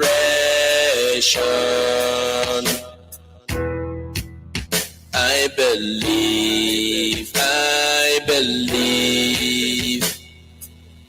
Listen to Radio Biafra. It's where we worship. As a Chukukiki Abiyama. Let your kingdom